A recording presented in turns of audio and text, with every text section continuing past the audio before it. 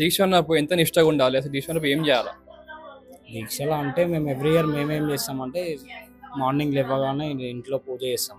పూజ చేసిన తర్వాత అమ్మవారి దగ్గరకు వచ్చి మళ్ళీ అగరబత్తి అంటించి ఆరతి చేసి ఓవర్ డ్యూటీలో వాళ్ళు వెళ్ళిపోయి మళ్ళీ సాయంత్రం వచ్చిన తర్వాత మళ్ళీ స్నానం చేసుకొని మళ్ళీ పూజలు అటెండ్ పంతులు అవుతాం. వస్తాడు, పంతులు పూజలో కూర్చుంటాం అందరం. ప్రతి ఒక్కరం పూజలో కూర్చొని దీక్షలు ఉండే వాళ్ళందరూ పూజ కూడా అయిపోయిన కూర్చొని తర్వాత పూజలో కూర్చొని ఒక పొద్దు ఉంటాం 9 days. ఏ విధంగా ఉంటే అందరూ కలిసి చేసుకుంటారు, బస్ అంతా కలిసి చేసుకుంటారు కదా పూజ అనేది. దీక్ష పెట్టనిపిస్తాం మీకు. తీసేటప్పుడు మంచిగా ఉంటుంది అంటే ఇయర్లీ వన్స్ అందరు కలుస్తారు బస్సులో. ఇప్పుడు జర మంచిగా ఉంటుంది. మూమెంట్ మంచిగా ఉంటుంది మంచిగా అన్న. ఉంటుంది. మేము నవరాత్రులే మంచిగా ఇంకా ఎక్కువ సెలబ్రేట్ చేసేది నవరాత్రులు. ఈ నవరాత్రులు అందరికి ఇష్టం. మా బస్సులో కానీ ఎక్కడైనా కానీ చాలా ఎక్కువ సెలబ్రేట్ చేసేది ఇదే. సో మాకు ఈ నవరాత్రులు అయిన తర్వాత మేము చాలా తీసే రోజు చాలా ఎంజాయ్ చేస్తాం. ఏ డిస్టర్బెన్స్ లేకుండా ప్రశాంతంగా పోయి మళ్ళీ ప్రశాంతంగా ఇంటికి వస్తాం. సో మాత పెట్టనీకే మీకు ఇన్స్పిరేషన్ ఎవరున్నా? ఇన్స్పిరేషన్ అనేది ఏం లేదన్న. అంటే ఎవ్రీ ఇయర్ చిన్నప్పటి నుంచి మేము నవరాత్రులకి దీక్ష ఉంటాం, ఇంట్లోనే పూజ చేసుకుంటాం.